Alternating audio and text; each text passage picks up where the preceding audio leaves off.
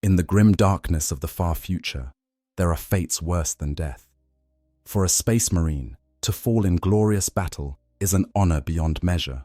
But for those few deemed too valuable to lose, too skilled to let perish, there exists a twilight existence between life and death. They become dreadnoughts, living tombs, walking sarcophagi containing the shattered remnants of heroes who should have died with honor, but were instead preserved to serve forever.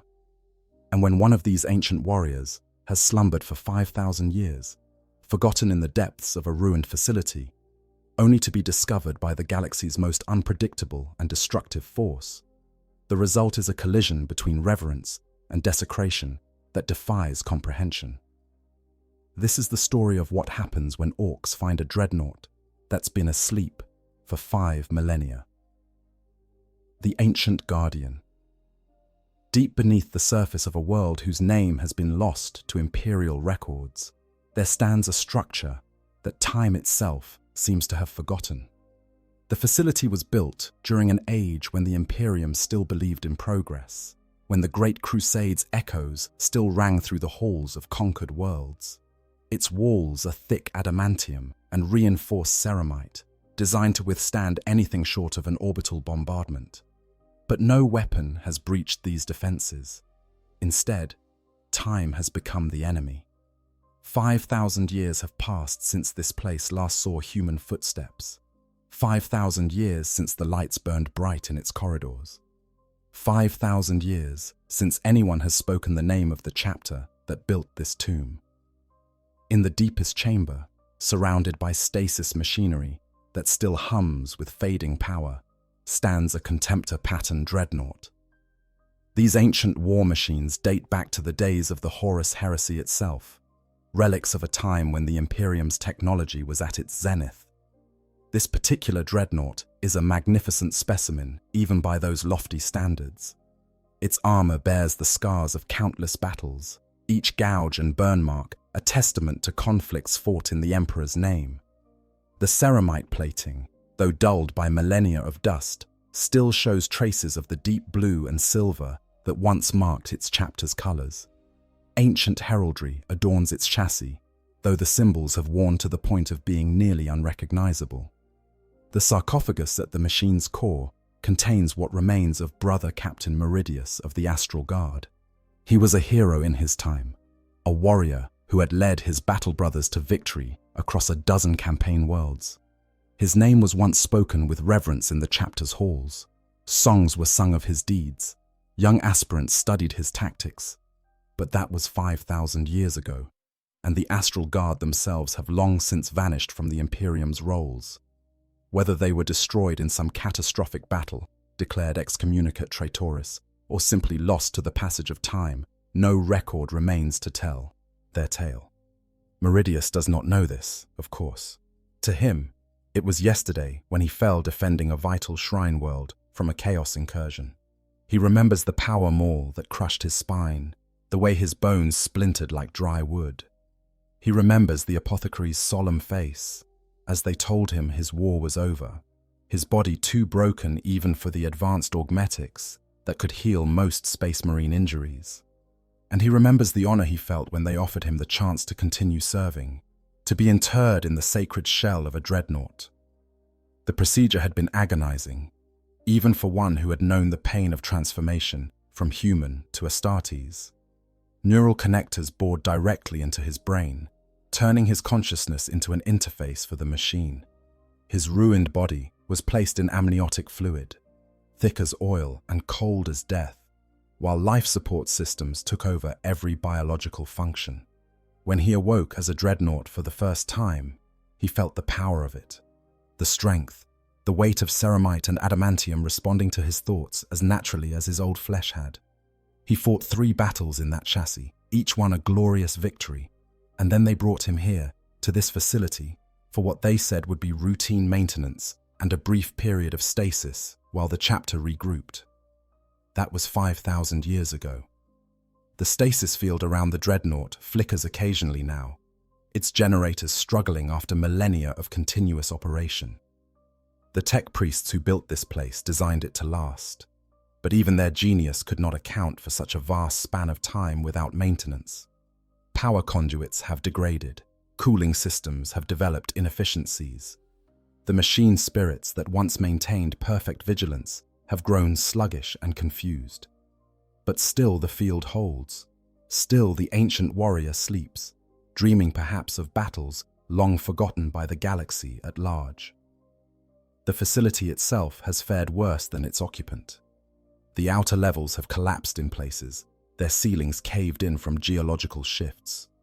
Water has seeped through cracks in the walls, creating underground streams that flow through what were once armories and barracks. Moss and strange fungal growths have claimed entire sections, thriving in the darkness and moisture. The prayer halls where chapter serfs once maintained their devotions are now silent, save for the dripping of water and the occasional skitter of local vermin that have made the ruins their home. But in the deepest chamber, the Dreadnought stands, waiting, patient as only a machine can be. The warrior within knows nothing of the time that has passed, nothing of the decay around him. To his awareness, it is merely a moment since he last fought, a brief pause in his eternal service to the Emperor.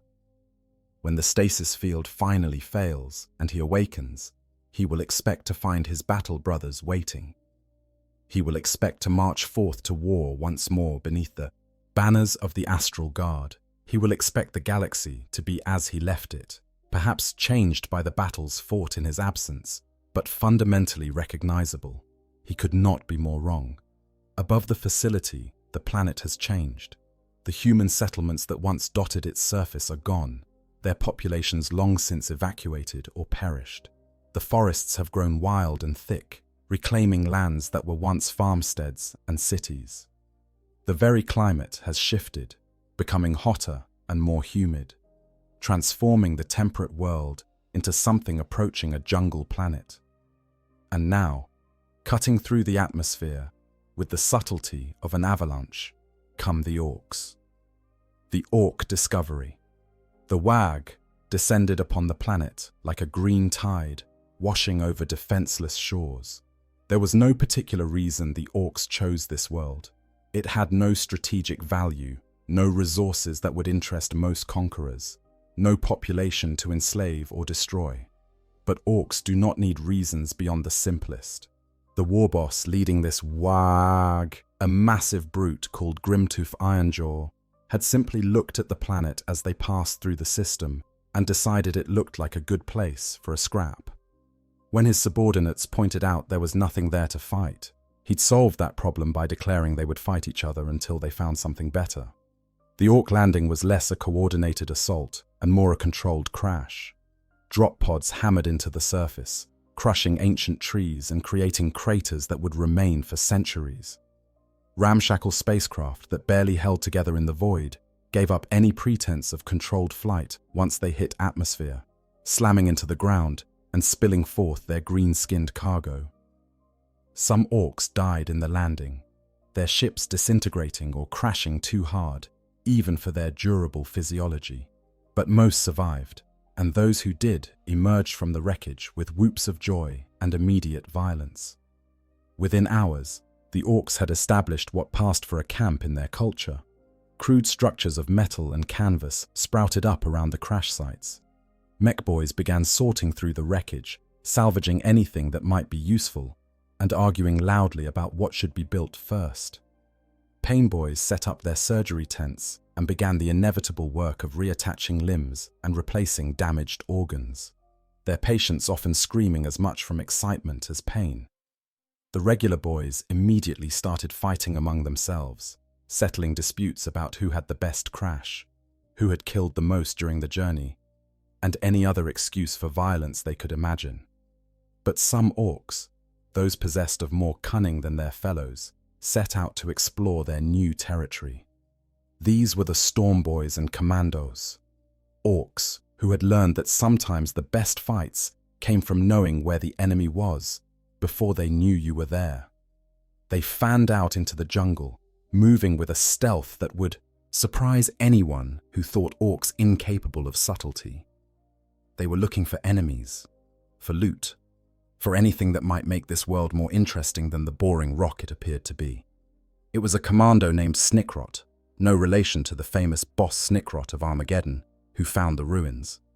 He'd been following what looked like an old road, its surface broken and overgrown, but still recognizable as something made by human hands. The road led to what appeared to be a hillside, but Snickrot's keen eyes noticed the regularity of the stones, the way they formed patterns that nature never would. This wasn't a hill, it was a building, a big one, and where there were big buildings, there was usually good loot. Snickrot reported his find to his boss, who reported it to his boss, who reported it to Grimtooth himself. The war boss was intrigued. Humans usually built things like this to hide important stuff, and important stuff usually meant either good fights or good salvage. He gathered a mob of his best boys, his favorite mech boy, a big mech called Iron Teeth, and set out to investigate. The entrance to the facility had been designed to withstand assault from without, but 5,000 years of neglect had weakened it considerably. Where once massive adamantium doors sealed the complex, now there were gaps where seals had failed and hinges had corroded. The Orks needed only a few hours of enthusiastic violence to widen these gaps enough for them to squeeze through. They poured into the darkness beyond, their natural dark vision allowing them to navigate the lightless corridors with ease. What they found fascinated them. Unlike most human ruins, which the Orks usually encountered as bombed-out husks or scavenged shells, this place was remarkably intact. The corridors were filled with debris and water, but the structure itself remained sound, and everywhere they looked, there were things.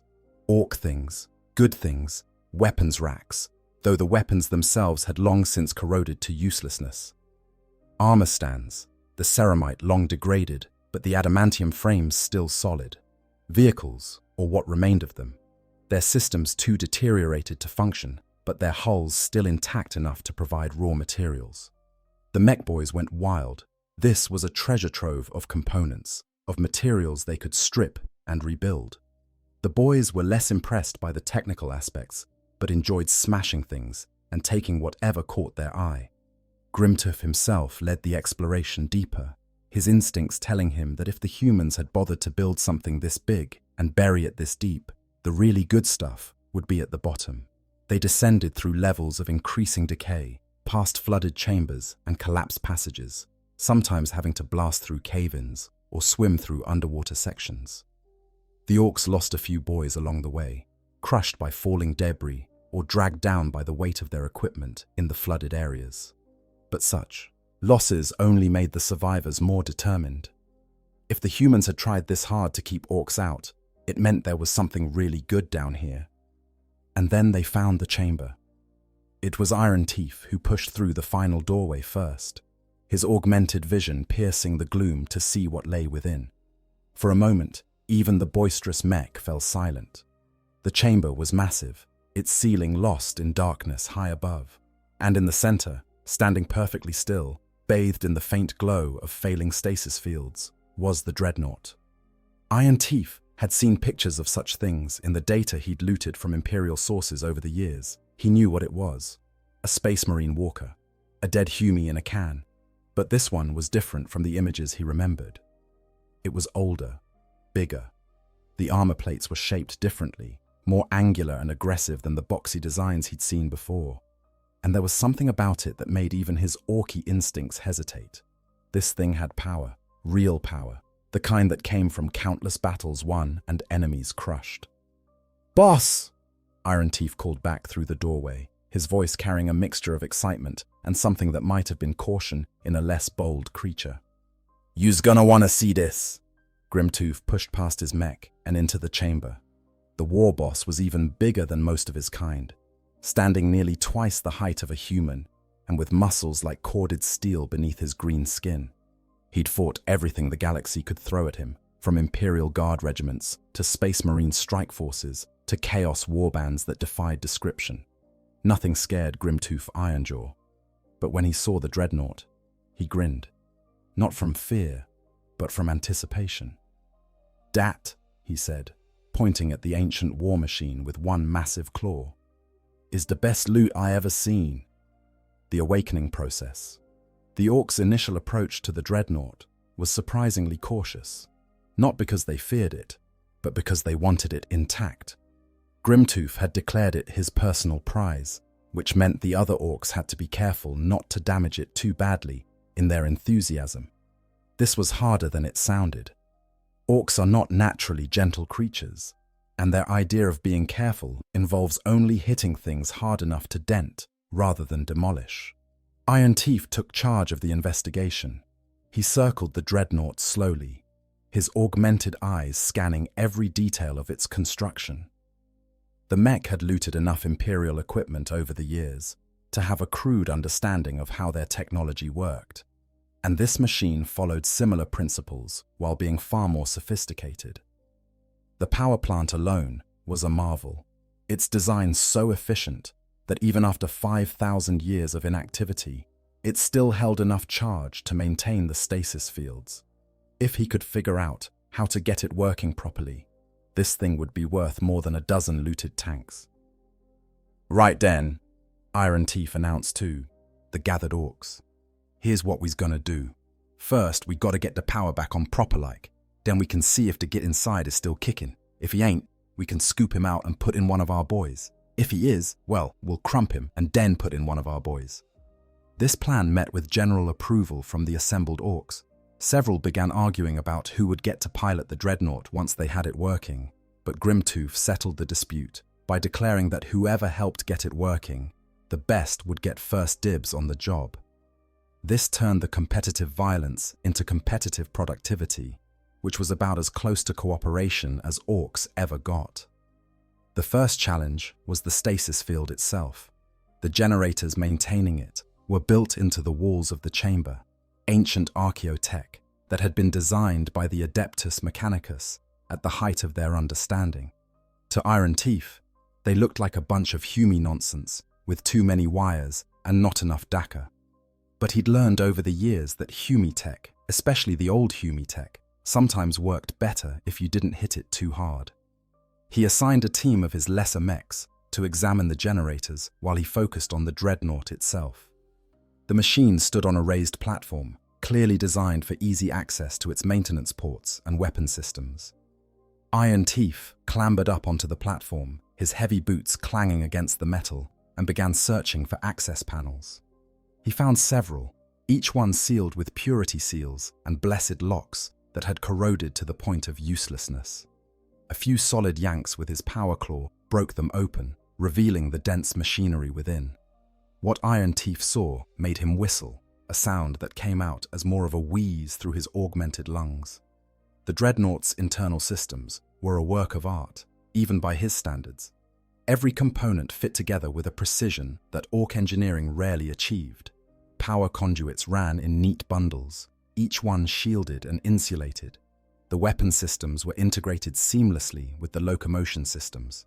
Even the life support for the pilot, buried deep within the sarcophagus, showed a level of care and craftsmanship that spoke of reverence for the warrior within.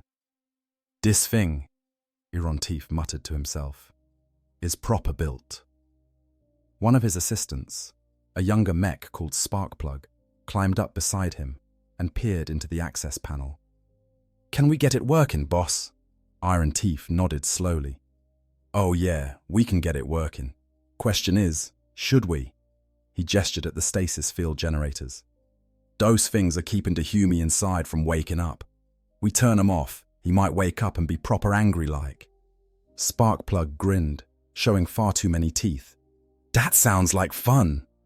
"Yeah," Iron Teeth agreed. "Yeah, it does." He turned to shout down at the other Orks. "Oi! Get those generators shut down. We's gonna wake this git up and see what he's made of." The order was met with enthusiastic roars. Several Orks immediately began attacking the generators with whatever weapons they had to hand, but Iron Teeth's assistants managed to pull them back before too much damage was done. With surprising care, considering their species, the mechs began the process of safely deactivating the stasis field. They didn't fully understand the technology, but they understood the principle. Power was flowing from the generators to the field emitters. Cut the power, and the field would collapse. It took several hours of work, accompanied by much shouting and occasional violence when one mech thought another was doing it wrong. But eventually, they managed to isolate the power feeds and route them through a crude control system that Iron Teeth had cobbled together from scavenged parts. With a dramatic gesture, he threw the switch. The effect was not immediate. The stasis field had been running for 5,000 years, and its collapse was gradual rather than instantaneous. The first sign was a change in the air itself, a sensation like pressure releasing. The faint shimmer that had surrounded the Dreadnought began to fade, starting at the top and slowly working down. As it faded, the temperature in the chamber began to rise. The stasis field had been keeping everything it contained at near absolute zero. Now, thermal energy flooded back in, and the ancient war machine began to thaw. Frost formed on the Dreadnought's surface, crystallizing out of the suddenly warming air. It covered the ceramite plates like snow, giving the ancient warrior a ghostly appearance. But beneath that frost, things were happening. Systems that had been dormant for millennia were stirring. The Dreadnought's power plant, sensing the absence of the stasis field, began its wake-up protocols. Capacitors charged, actuators tested their range of motion. The machine spirit, that quasi-intelligent program that inhabited all Imperial technology, roused itself from the longest sleep it had ever known. And within the sarcophagus, Brother Captain Meridius began to wake. Consciousness returns. The first thing Meridius became aware of was cold. Not the ordinary cold of winter, or even the void of space, but a deep, penetrating cold that seemed to reach into his very soul. It was the cold of stasis, of time frozen, of existence suspended. And it was fading. Warmth was returning, painful in its intensity. His nerves, preserved in amniotic fluid and connected to the Dreadnought's systems, sparked back to life. Every sensation felt magnified, overwhelming. His hearing was the first sense to fully return. He heard sounds, strange sounds, voices, but not speaking Gothic. The words were guttural, harsh, punctuated by what sounded like laughter and the clang of metal on metal. His audio processors, built into the Dreadnought's hull, filtered and amplified these sounds. Slowly, they resolved into something his enhanced brain could interpret. Languages, multiple speakers, close by, very close by. His vision came next, optical sensors powering up and feeding data directly into his visual cortex. At first, everything was dark. Then, gradually, the darkness resolved into shapes. He was in a chamber. The same chamber where he had been placed in stasis, he thought, though it seemed different somehow. Darker, less maintained, and there were figures moving around him, massive figures, green figures. Full consciousness returned in a rush that left him gasping for air that no longer reached his lungs directly. The amniotic fluid that sustained him carried oxygen, but his body had long since forgotten how to breathe naturally. The sensation of suffocating lasted only a moment before his training reasserted itself. He was Adeptus Astartes. He was a Dreadnought. He did not need to breathe like a mortal man. The machine was his body now, his tactical systems activated, flooding his awareness with information. Power levels, weapon status, structural integrity, local environment, enemy contact. That last one made his consciousness focus sharply. Enemy contact, multiple targets, unknown classification, surrounding his position. His threat assessment protocols tried to identify the enemies. The profile didn't match anything in his database. Too tall for baseline humans, too broad. But the musculature, the crude armor, the ramshackle weapons, all of it pointed to one conclusion that his ancient mind struggled to process. These were Orks, but they couldn't be. Orks didn't have the technology to breach a sealed Adeptus Astartes facility. Orks didn't have the knowledge to deactivate stasis fields. Orks were supposed to be primitive threats, dangerous in numbers, but easily handled by proper Imperial forces. And yet, here they were, in his chamber, surrounding him. And from the sounds they were making, They were very interested in him. Meridius tried to move. The response was sluggish. His neural interface was still completing its handshake with the Dreadnought's systems. 5,000 years of inactivity had left buildup in the servos, stiffness in the joints. His right arm, which mounted his combat weapon, twitched. The motion was barely visible, but it was enough to make the Orks notice. The guttural voices rose in excitement. He heard one voice, deeper and more authoritative than the others, barking what he assumed were orders. His linguistic analysis systems kicked in, trying to parse the alien language. Slowly, patterns emerged. The Ork tongue was crude, but not incomprehensible. Commands, questions, exclamations. They were discussing him, discussing what to do with him, and from what he could understand, they were planning to take him apart. That thought cut through his confusion like a power sword through flesh. Take him apart. Desecrate the sacred shell that housed his ruined body. Defile the machine that was now as much a part of him as his own broken bones. Use him as scrap. The very idea was an obscenity, a blasphemy that touched the deepest core of his being. Rage began to build. Good, clean, righteous rage. Meridius had been a calm and collected warrior in life, known for his tactical acumen rather than mindless fury. But that was before the injury, before the internment, before 5,000 years of sleep that he did not yet understand. Now, rage was appropriate. Now, rage was necessary. His power systems surged in response to his emotional state. The Dreadnought's machine spirit, linked to his own consciousness, recognized the familiar pattern. This was not confusion. This was not fear. This was the prelude to battle, and the machine spirit had been built for exactly that purpose. More systems came online. His weapons initialized, running diagnostic checks. His assault cannon, mounted on his left arm, cycled through its loading mechanism. Empty. Someone would pay for that oversight. His right arm, equipped with a massive power fist, crackled to life. Its energy field flickered uncertainly at first, then stabilized. Not empty, not even close to empty. The capacitors designed to power this weapon had been fully charged before his stasis, and they had retained that charge remarkably well. His locomotion systems reported ready status. All joints operational, some stiffness noted, acceptable parameters for combat, authorization to move at will. Meridius focused his considerable will through the neural interface. The Dreadnought responded. He stepped forward. The motion was not graceful. 5,000 years of stillness had left him anything but nimble. But it was motion, powerful and deliberate. His massive foot lifted, servo motors whining with the strain, and came down hard enough to crack the ancient floor. The sound echoed through the chamber like a thunderclap. The Orks fell silent. For a heartbeat, even these fearless creatures seemed stunned by the sight of the ancient war machine moving. Then Grimtooth Ironjaw laughed. It was a deep, booming sound that filled the chamber. "Dahumi's awake!"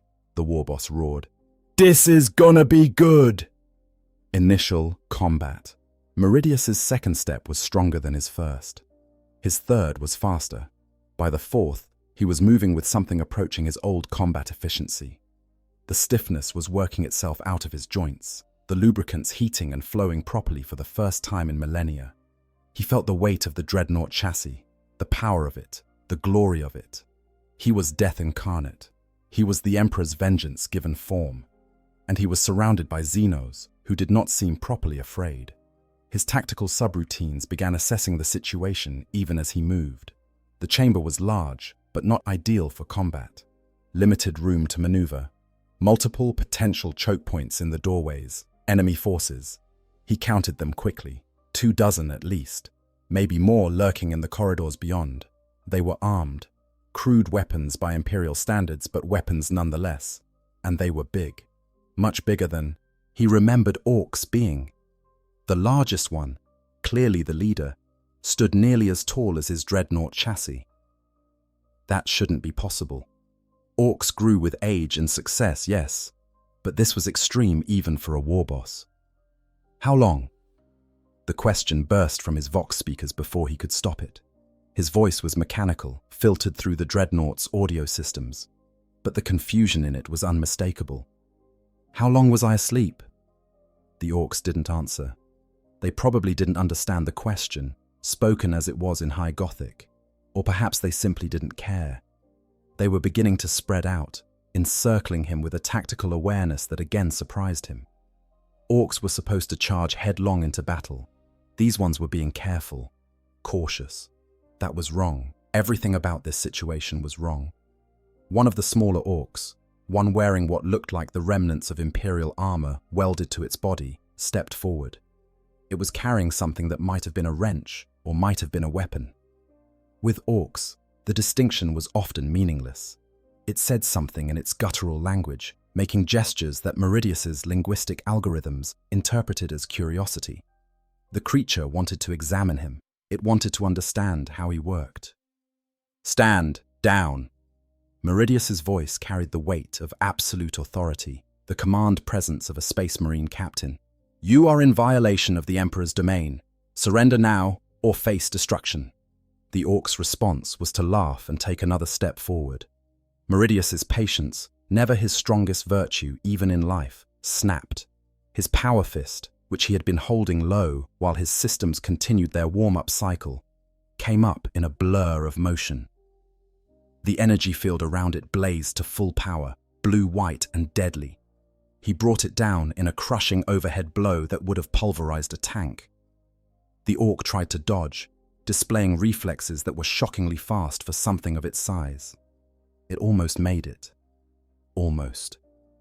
The power fist caught the creature's shoulder and right arm, obliterating them in an instant.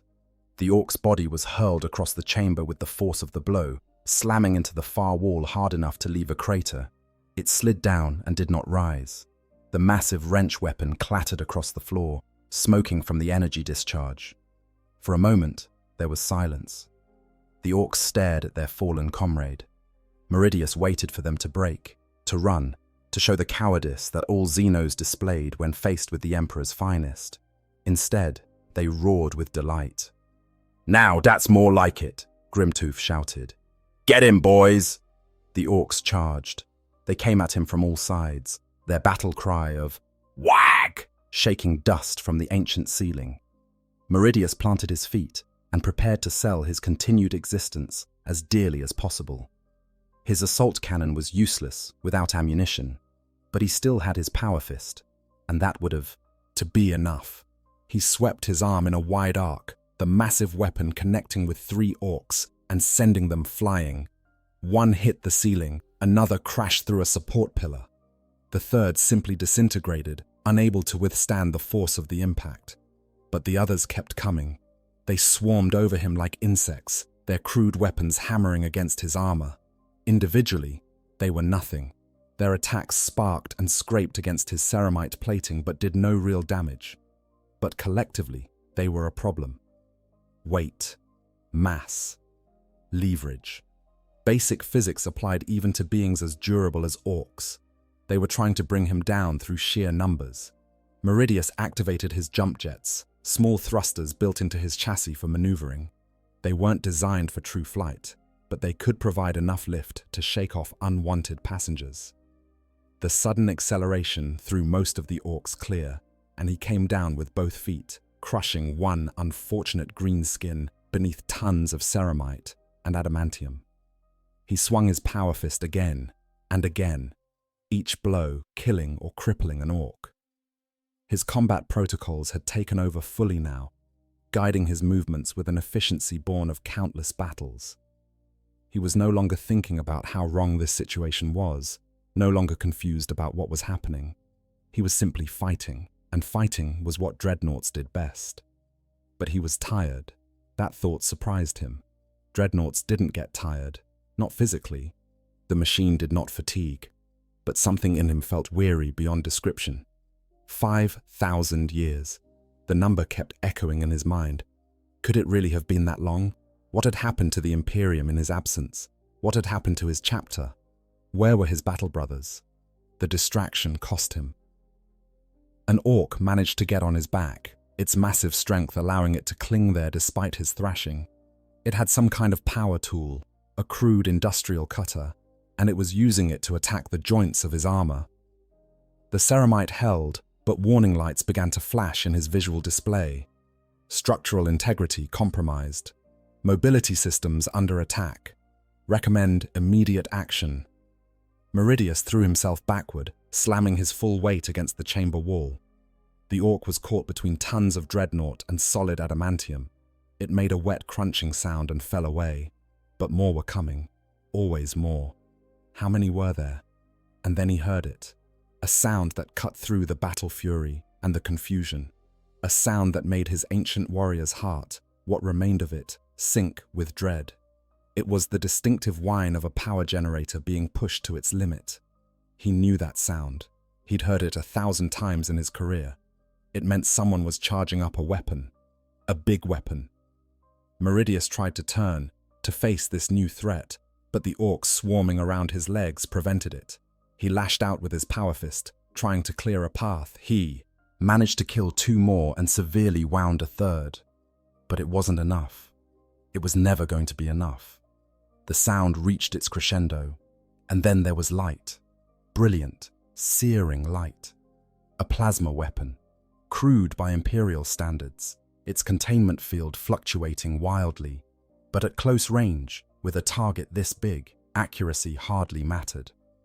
The plasma bolt caught Meridius in the center of his chassis. His armor, ancient and strong as it was designed to withstand conventional weapons.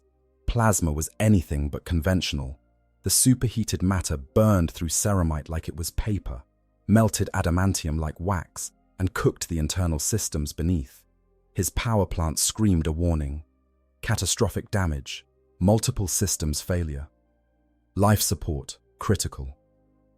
Meridius staggered. His visual feed was filling with error messages. His right arm, the one with the power fist, was no longer responding to his commands. The entire right side of his chassis felt dead, lifeless. He tried to compensate, to stay upright through force of will alone, but even a Space Marine's legendary determination had its limits. He fell. The impact shook the entire chamber. Meridius tried to rise, tried to continue the fight, but his body, his real body in its amniotic cocoon, was screaming in pain. The plasma had penetrated deep enough to affect the sarcophagus itself. His life support systems were failing. Consciousness was fading, and with it came the crushing realization. He was going to die here, not in glorious battle against a worthy foe, but as a curiosity discovered by Xenos scavengers in a forgotten tomb. The last thing he heard before darkness claimed him was Grimtooth's voice, booming with laughter. "Ha! Told you we'd get him. Right, boys, let's get this thing back to the camp. Iron Teeth, you's got work to do." And then, nothing.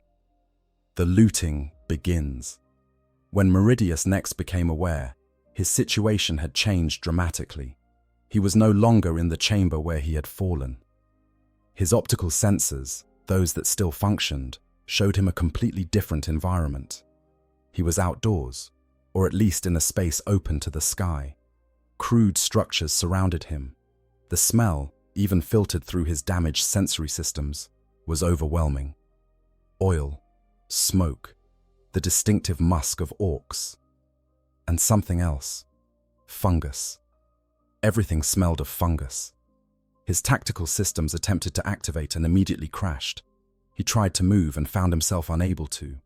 Not just restrained, but actually unable. His motor control systems were completely unresponsive. Something had severed the connection between his consciousness and the Dreadnought's locomotive functions. He was trapped, a prisoner in his own chassis. The thought was terrifying in ways that combat had never been. Through his functioning optical sensors, he could see orcs, dozens of them, hundreds perhaps. They were everywhere, working on various projects or fighting amongst themselves, or simply lounging in, the manner of creatures that had no sense of urgency. But several were clustered around his chassis, and these ones had his complete attention. They were the mech boys, and they were taking him apart. Iron Teeth had outdone himself in securing the Dreadnought for transport. The ancient war machine had been wrapped in chains, dozens of them, each link as thick as Meridius's arm used to be. These chains were hooked to a massive crane that Meridius recognized, with some horror, as being made from the remains of an Imperial knight. The Orks had killed one of those legendary war machines and turned it into construction equipment. The blasphemy was almost beyond comprehension, but the chains were just the beginning. The mechs had also disabled key systems throughout the Dreadnought's chassis. They'd cut power feeds, disconnected servo motors, and physically jammed joints to ensure the machine couldn't move even if its systems came back online. It was crude but effective, and Meridius found himself grudgingly impressed despite his rage. These Xenos understood enough about Imperial technology to know how to disable it. That should not be possible. Nothing about this situation should be possible. Iron Teeth climbed onto Meridius's chassis like a child climbing a playground structure. The mech carried a massive array of tools, some of which looked almost Imperial in design, while others were clearly Ork-made. He began examining the damage from the plasma weapon, his augmented eyes scanning the melted armor and exposed systems beneath. "Right," the mech said to his assembled assistants. "This is going to be tricky like.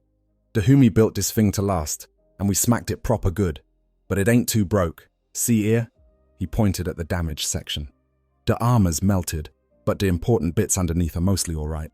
We can fix this, make it better even. Orkie." One of the assistants, a younger mech with more enthusiasm than sense, reached toward an exposed power conduit. "Can I touch it?" "No!" Iron Teeth and several other mechs shouted in unison. "That thing's still got power running through it. You touch it, you's gonna be extra crispy." The young mech withdrew his hand, looking disappointed. Iron Teeth continued his examination, occasionally making notes on a data slate that looked like it had been put together from the remains of 3 different devices. "The weapons are the easy part. We'll rip out the Humi guns and put in proper Orky ones. Bigger, louder, more Daka. But the really good bit is the insides." He paused, his expression becoming something almost reverent. For an Ork, that was a truly remarkable sight. "This thing's got tech in it I ain't never seen before. Old Humi stuff. Really old. From when they knew what they was doing. The power plant alone is worth more than a dozen looted tanks. And a life support system." Iron Teeth's gaze moved to the sarcophagus at the Dreadnought's heart. Meridius felt a chill run through what remained of his nervous system. The mech was looking directly at where his body was housed. "There's still a Humi in there. Still alive, I think. Can't tell for sure with all the damage. But if he is, we got us a real problem." "Problem?" Grimtooth had approached while the mechs worked. The war boss loomed over even his biggest boys, a mountain of muscle and crude bionics. "What kind of problem?" "Well, boss, the thing is, this whole setup is built around keeping that Humi alive and plugged into the machine. We pull him out, and all the fancy systems stop working right. The machine spirit, or whatever the Humis call it, it's linked to his brain. We stick in one of our boys, and it might not work the same." Grimtooth considered this. For an Ork, he was capable of surprising amounts of contemplation. "So leave the Humi in." The gathered Orks muttered amongst themselves. This was an unusual suggestion.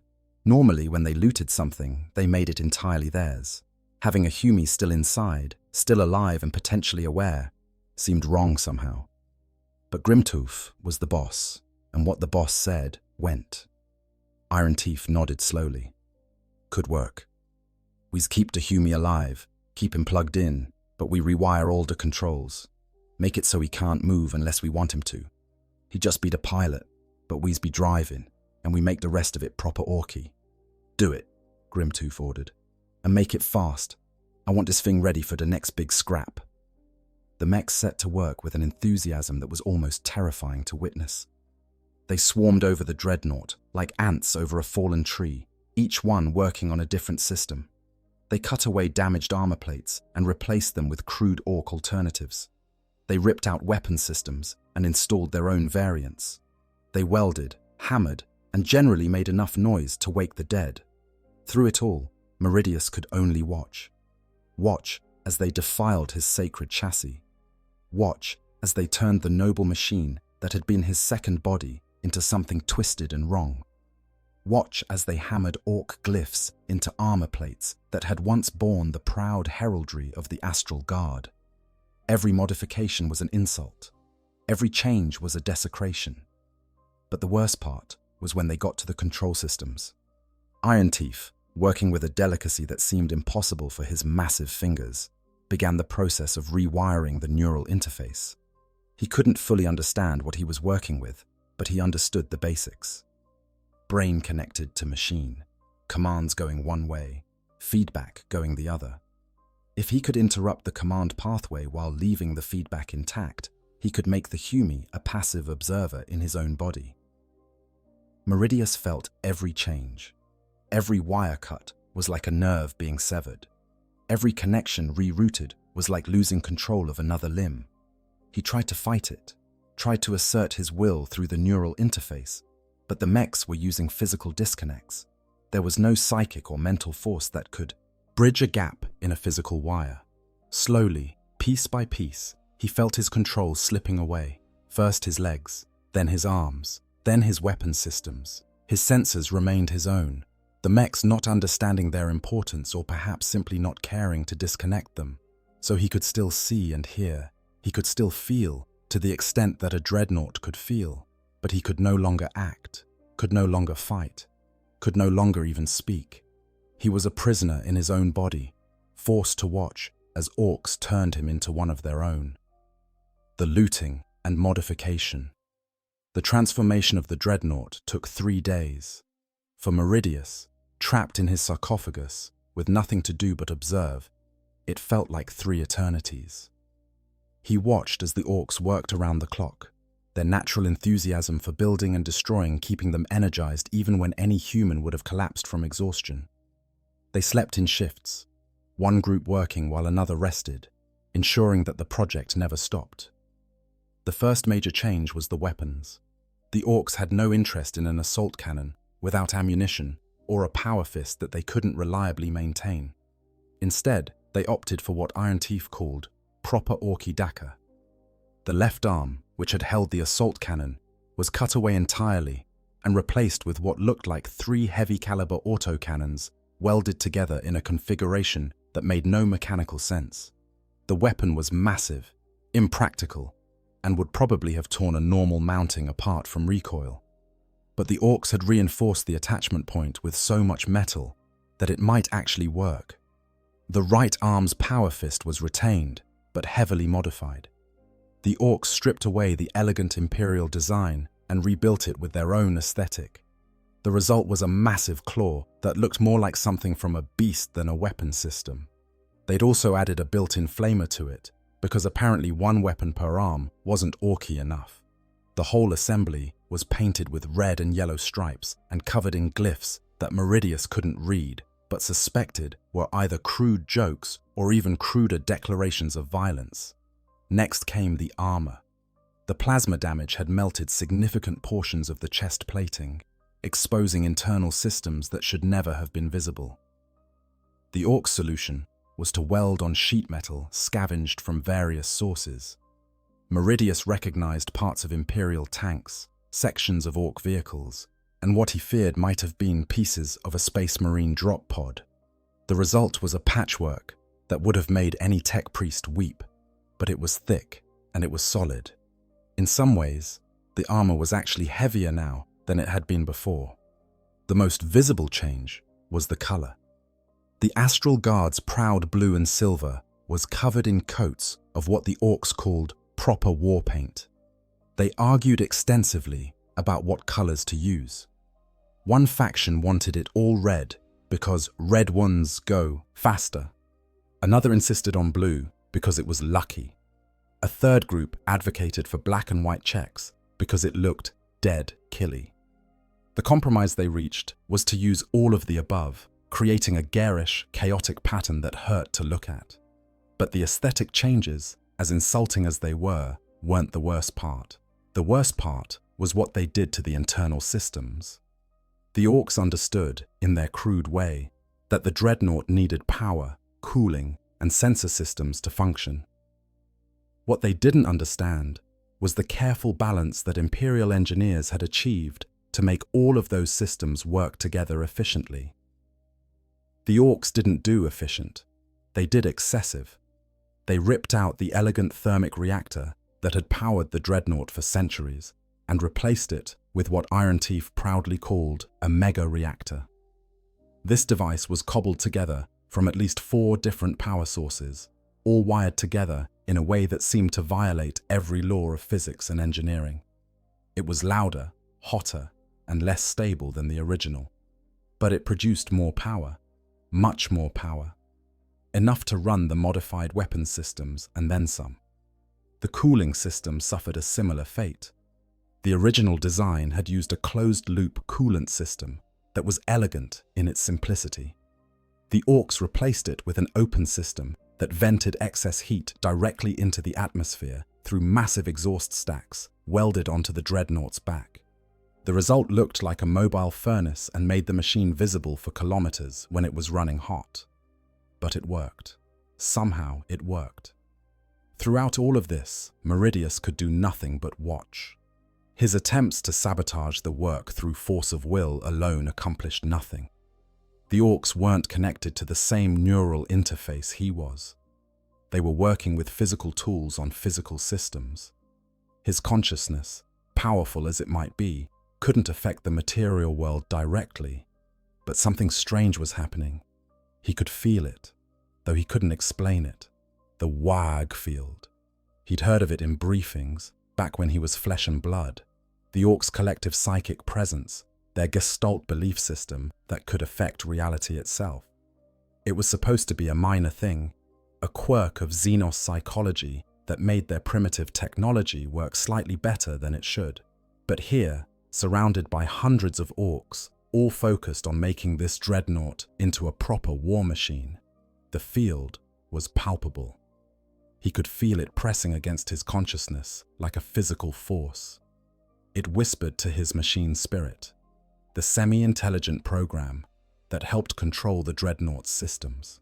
It told the machine that the crude Ork modifications would work, that the impossible angles of the new weapons mounting wouldn't snap under stress, that the overcharged power plant wouldn't explode, that everything would work because the Orks believed it would work, and the machine spirit, ancient and wise as it was, began to believe them. Meridius felt that belief spreading through his systems like a corruption. No, not corruption. Transformation. The Dreadnought was changing on a level deeper than just the physical modifications. Its essential nature was shifting, becoming more Ork with every hour that passed, and he, trapped in its heart, was being dragged along with it. On the 3rd day, Iron Teeth declared the work complete. The Dreadnought stood in the center of the Ork camp, so heavily modified that it barely resembled its original form.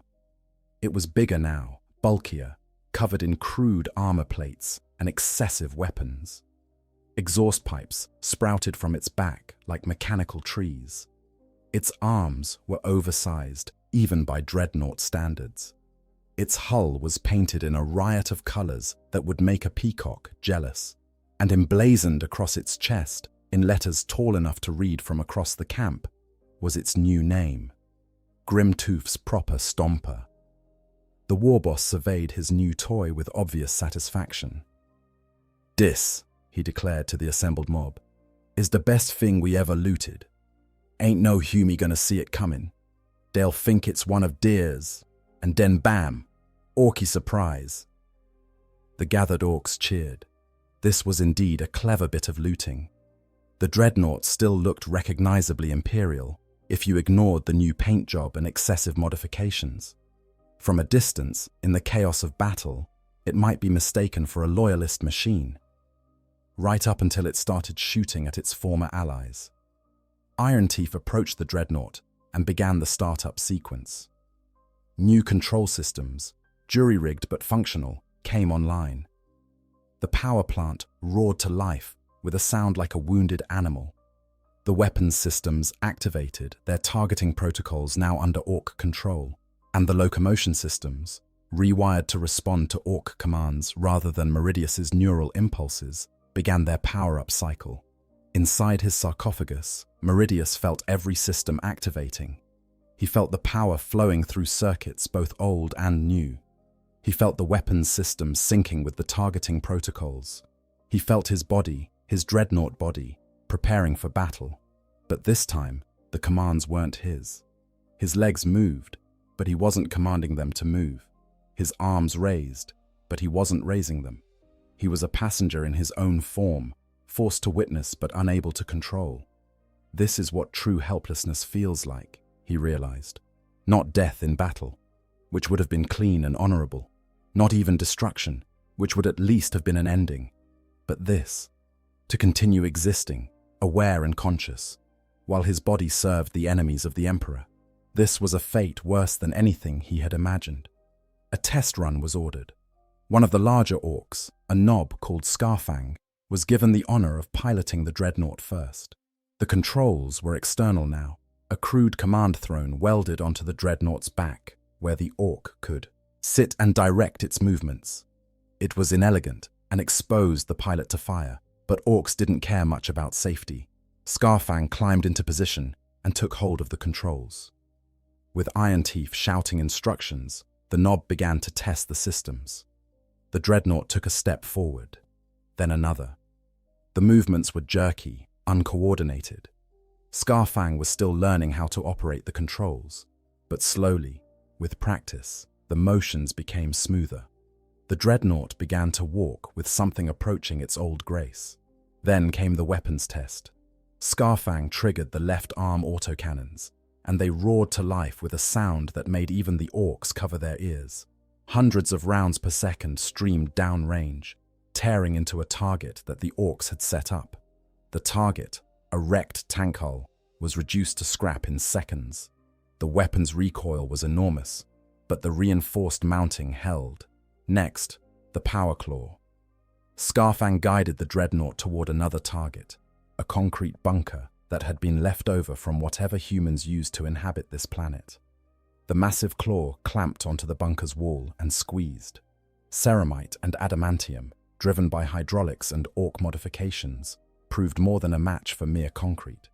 The wall crumbled like sand, and then the built-in flamer activated, washing the interior with fire.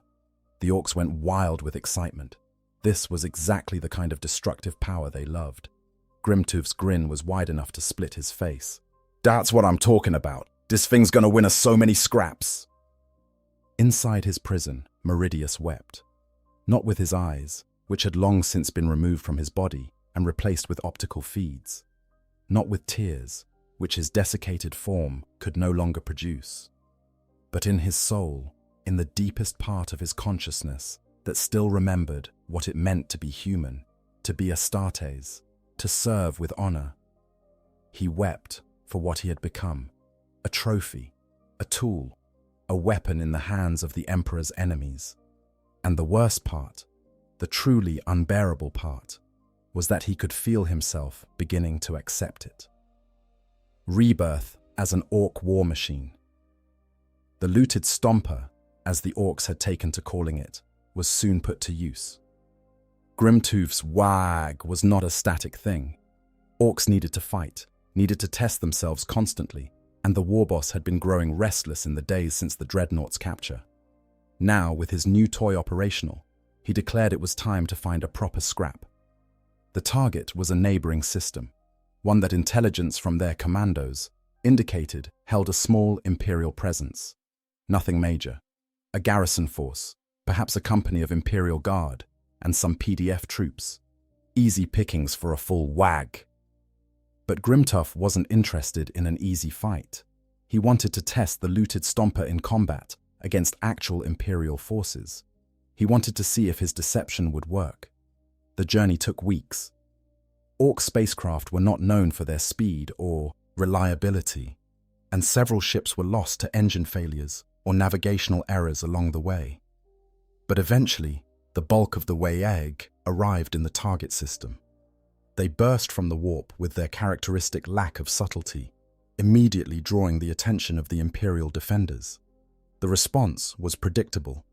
The Imperial Navy forces in the system, a handful of frigates and a single light cruiser, moved to intercept. But they were vastly outnumbered, and Ork boarding actions quickly overwhelmed them. Within hours, the Imperial fleet was either destroyed or captured. The way was clear for the Orks to land on the primary world. Meridius observed all of this through the looted Stomper's sensors. He could see the Imperial ships dying, watch as brave men and women fought hopelessly against the green tide. And he could do nothing to help. His body, his Dreadnought chassis, was being used to transport Ork forces to the surface. He was part of the invasion, an accomplice to the destruction of Imperial holdings. The thought made him sick in ways he hadn't known were still possible. The landing was chaos.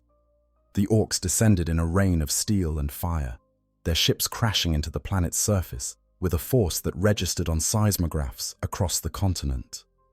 Meridius's chassis was loaded into a larger transport, one of the ramshackle assault carriers that the Orks used for deploying their heaviest equipment. The descent was rough, the carrier's engines barely keeping it aloft. But they made it down, slamming into the dirt with a force that would have killed any normal cargo. The looted Stomper was undamaged. Scarfang took his position at the controls. Around them, the WH40 was organizing itself for the assault. Grimtooth had chosen his target well. This world's primary city was protected by void shields and defensive walls, but nothing that couldn't be breached with sufficient force. And force was something the Orks had in abundance. The assault began at dawn. Thousands of Orks charged across the open ground toward the city walls, their war cry echoing across the battlefield. The Imperial defenders opened fire with everything they had. Lass fire and stub gun rounds filled the air. Heavy weapons emplaced along the walls roared to life. Artillery began to fall among the advancing Orks. Green bodies fell in scores, in hundreds. But for every Ork that died, 2 more took his place. The WH40 was unstoppable, and in the midst of it all, marched the looted Stomper. The defenders saw it coming, and, as Grimtooth had predicted, hesitated. That profile, even modified as it was recognizable as a Dreadnought. They were looking at what appeared to be Imperial assistance, arriving just when they needed it most. Vox channels lit up with excited chatter. "It's a Dreadnought! Space Marine support! The Emperor protects!" Relief flooded through the defenders' ranks. They weren't alone after all. The Adeptus Astartes had come to save them. Inside his prison, Meridius screamed silently. He could see the hope on their faces through his optical sensors. He could read the Vox traffic through his communications array. He knew what they were thinking, and he knew what was about to happen. He tried to warn them, tried to force his voice through the Vox system, tried to do anything to break their delusion. But the Orks had disconnected his ability to communicate. He could receive transmissions, but not send them. He was forced to watch as the trap closed around the innocent. The looted Stomper approached the walls. The defenders held their fire, not wanting to accidentally damage what they believed was friendly support. Some even waved, their joy at salvation overriding their training. The Dreadnought raised its arms, and the Imperial forces assumed it was waving back, a gesture of brotherhood between warriors of the Emperor. Then Scarfang pulled the trigger. The autocannons opened fire at point-blank range. The walls, designed to withstand attacks from outside, offered no protection against fire from within their own defensive perimeter. The autocannons' massive shells tore through the defenders like a scythe through wheat. Bodies exploded. Fortifications crumbled. In seconds, an entire section of the wall was cleared of defenders, and through the gap, Orks poured like a flood through a broken dam. The defenders realized their mistake too late. They tried to turn their weapons on the looted Stomper, but it was already moving, its bulk shielding the Ork advance. And even when they did hit it, the modifications the mechs had made gave it more armor than any standard Dreadnought. Shots that should have penetrated bounced off. Hits that should have disabled systems merely scored the paint. The battle became a massacre. The city's defenders, already outnumbered and now with their defenses breached, fought with desperate courage, but it wasn't enough. The Orks swept through the streets, their brutal efficiency enhanced by the looted Stomper's presence. Wherever resistance was strongest, Scarfang would direct the Dreadnought. The autocannons would roar, the power claw would crush, and the defenders would break. Meridius was forced to watch every moment of it, forced to feel every target locked, every round fired, every life taken. His sensors processed the data. His tactical systems calculated firing solutions. His machine spirit, corrupted by the WH40 field, eagerly participated in the slaughter. And deep in the sarcophagus, the man he had been screamed into the void, unheard and unheeded. The worst moment came when the looted Stomper encountered the city's last defenders. They had fallen back to the governor's palace, a fortified structure in the city's heart. Perhaps 200 soldiers remained, a mix of Imperial Guard and PDF troops. They were low on ammunition, exhausted, and knew they were doomed. But they stood anyway, because that was what servants of the Emperor did. Among them, Meridius's sensors detected something that made his heart skip a beat. A space marine, just one, a lone brother in power armor bearing the colors of the Crimson Fists.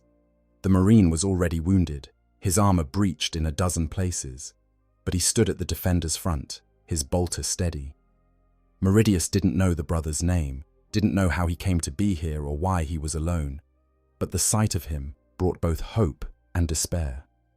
Hope, because here was a warrior who might recognize what had happened, who might understand that the Dreadnought before him was not a true Imperial machine, but a looted abomination, who might be able to destroy it and end Meridius's suffering.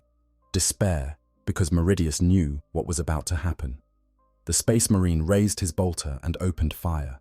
The bolts, mass-reactive shells designed to penetrate the hardest armor, slammed into the looted Stomper's chest. They exploded on contact, each one doing minor damage. It would take many such hits to bring down the Dreadnought. The Marine knew this, but he fired anyway, because that was what Space Marines did.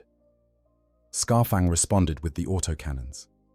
The weapon's rate of fire was such that even a Space Marine's enhanced reflexes couldn't dodge every round. The brother tried, throwing himself aside with a speed that seemed impossible for something wearing power armor. He almost made it. Almost. But 3 shells found their target, punching through his already damaged armor and into the flesh beneath. The Space Marine fell, his bolter clattering from his grip. The human defenders broke. Without the Space Marine's inspiring presence, their courage failed. They ran, and the Orks hunted them down like animals. Within an hour, the city had fallen. The battle was over. Grimtuf's WH40 had won another victory, and the looted Stomper had proven its worth beyond any doubt. That night, as the Orks celebrated with looting and fighting and general mayhem, Meridius finally broke. The last shred of resistance he had maintained, the belief that he could somehow fight back or escape or die with honor, crumbled to dust.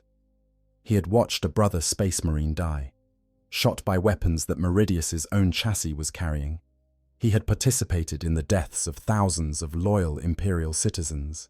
He had become the very thing he had sworn to destroy. And the worst part, the absolutely unbearable part, was that he could feel the satisfaction. The Dreadnought's machine spirit was pleased with the performance. It had fulfilled its purpose, had excelled in battle, had crushed the Emperor's enemies. No, had crushed the Emperor's servants. And because Meridius's consciousness was linked to that machine spirit, he felt its pleasure as his own, a corruption he couldn't resist or deny.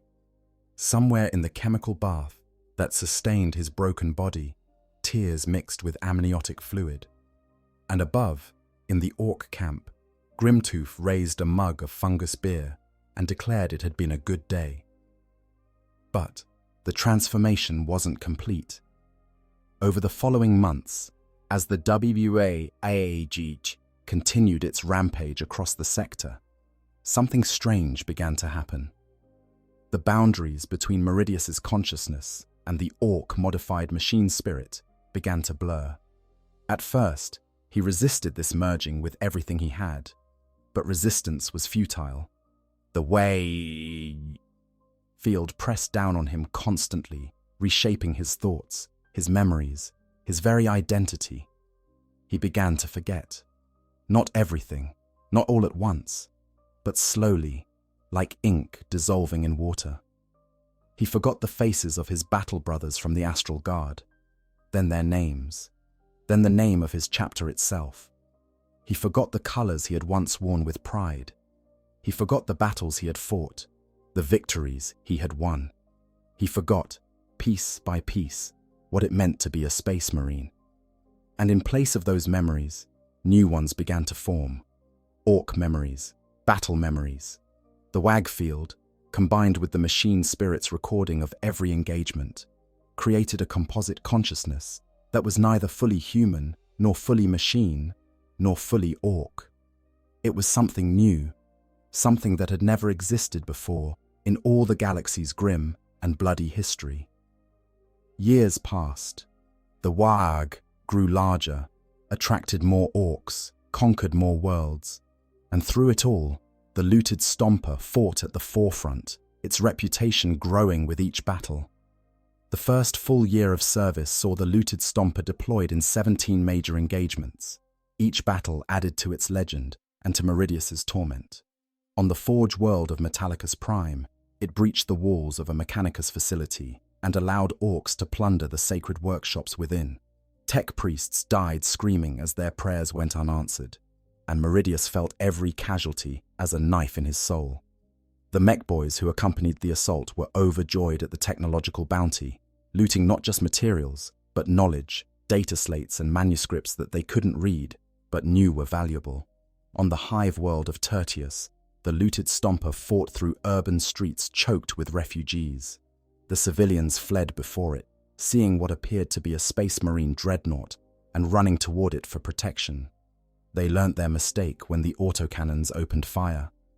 Meridius tried to close his senses, tried to shut out the sight of families being torn apart by weapons his chassis carried. But the Orks had ensured his senses remained operational. They wanted him to see. Perhaps they didn't understand his suffering, but some instinct told them that keeping him aware made the machine work better. On the shrine world of Saint Celestia's Grace, the looted Stomper desecrated places of worship that had stood for 3,000 years. Churches and cathedrals, repositories of faith and history, were torn down by its power claw or set ablaze by its flamer. The sororitas who defended these holy sites fought with a courage that reminded Meridius of his own chapter, and watching them die was like watching pieces of his own soul being destroyed. One sister, her armor cracked and weapons empty, charged the looted Stomper with nothing but a chainsword and faith. She managed 3 steps before the autocannons cut her down. Meridius whispered prayers for her soul, prayers that went unheard by everyone except possibly the Emperor himself. Other Orks began to believe the looted Stomper was somehow lucky, that the machine had a proper spirit to it. This belief, magnified through the WH field, became a self-fulfilling prophecy. Shots that should have hit missed by fractions of an inch. Weapons that should have jammed somehow kept firing. Enemy tactics that should have worked somehow failed. The WH field didn't just make the looted Stomper function despite its crude modifications. It made it supernaturally effective, as if Gork and Mork themselves had blessed this particular war machine. Mechboys studied it when Scarfang allowed them close enough, trying to understand what made it so effective. They never realized that the secret was the consciousness trapped within, a Space Marine's tactical genius corrupted and repurposed to serve the Green Tide. Meridius couldn't stop his training from asserting itself. When the looted Stomper entered combat, his mind automatically analyzed the tactical situation. He noted enemy positions, calculated firing solutions, predicted likely movements. And because his consciousness was still linked to the machine spirit, these analyses were available to the crude Ork targeting systems. Scarfang thought he was just naturally good at piloting. He had no idea he was benefiting from 500 years of Space Marine tactical training and 5,000 more years of experience compressed into dreams during stasis. The modifications continued. After every major battle, Iron Teeth and his mechs would descend on the looted Stomper to repair damage and add improvements. They welded on more armor plates, each one covered in glyphs and painted in patterns that hurt human eyes to look at. They upgraded the weapons, replacing the original autocannons with even larger versions, adding a second flamer to the power claw, mounting a battery of rockets on the shoulders. With each modification, the machine moved further from its imperial origins and deeper into Ork culture. But the most insidious changes were the ones Meridius felt internally. The WH40 field was constant now, a pressure on his consciousness that never relented. It whispered to him in a language that wasn't quite Gothic and wasn't quite Orkish, but was somehow both. It told him this was his purpose. This was what he was meant for: fighting, killing, crushing enemies beneath adamantium feet. The whispers were seductive in their simplicity. Why resist? Why cling to memories of a chapter that was long dead? A civilization that had forgotten him, brothers who had all turned to dust millennia ago. There were moments when Meridius almost gave in completely. Times when the temptation to just let go, to become fully whatever the Orks and the WH40 field wanted him to be, was almost overwhelming. It would be easier. So much easier than maintaining his identity against the constant erosion. But something always pulled him back. Some core of his being that refused to yield. He was Adeptus Astartes. He was a son of the Emperor, and even corrupted, even broken, even used as a weapon against everything he had once defended, that core remained. The paradox was that his resistance actually made the looted Stomper more effective. The tension between his Space Marine discipline and the Ork modifications created something unique. The machine had the precision and tactical awareness of Imperial technology, combined with the raw power and survivability of Ork engineering. It was a hybrid that shouldn't exist, that violated every principle of both design philosophies. But in the grim darkness of the far future, the impossible happened every day. Eventually, Meridius stopped trying to remember who he had been. It was too painful, and the WH40 field made it easier to just accept what he had become. He was the looted Stomper now. That was his identity. That was his purpose. To serve the war, to crush enemies, to be the best weapon in Grimturf's arsenal. But acceptance did not mean peace. Even as Meridius' memories faded and his resistance weakened, new horrors awaited. The war had grown massive now, encompassing dozens of planets and millions of greenskins. It had attracted the attention of forces far more dangerous than mere PDF troopers or isolated Space Marine battle brothers. The Inquisition arrived in the 5th year of the looted Stomper's service. A task force led by Inquisitor Cassius Vaughn, a man who had spent his entire career hunting Orks and understanding their ways. Vaughn had heard reports of this WH40 and its unusual weapon, a Dreadnought that fought for the greenskins. At first, he had dismissed such reports as battlefield confusion or propaganda, but the reports kept coming, too consistent and too detailed to ignore. Vaughn brought with him a company of Grey Knights, the Emperor's demon hunters, warriors whose psychic might and blessed weapons made them some of the most formidable fighters in the Imperium. Meridius knew of the Grey Knights, though they had been rare even in his time. To see them now, arrayed against him, was like staring into a mirror of what he should have been: pure, incorruptible, servants of the Emperor without question or doubt. The battle took place on a barren moon that the Orks had claimed as a staging ground. The Grey Knights descended from the sky like avenging angels, their storm ravens cutting through Ork aircraft with contemptuous ease. They landed in the heart of the Ork camp and began their methodical extermination. Where regular Space Marines might have struggled against such numbers, the Grey Knights carved through the greenskins like they were nothing. Their blessed force weapons didn't just kill Orks, they obliterated them, body and soul. Grimtooth, recognizing a genuine threat, called for his best weapon. The looted Stomper was brought forward, Scarfang at the controls, eager to test himself against these legendary warriors. The Grey Knights saw it coming and, for the first time in the WH's history, did not hesitate.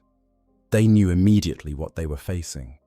Not a true Imperial Dreadnought, but a desecration, an abomination. Brother Captain Arvan, the Grey Knight leading the assault, raised his storm bolter and spoke a single word through his voxcaster. Cleanse.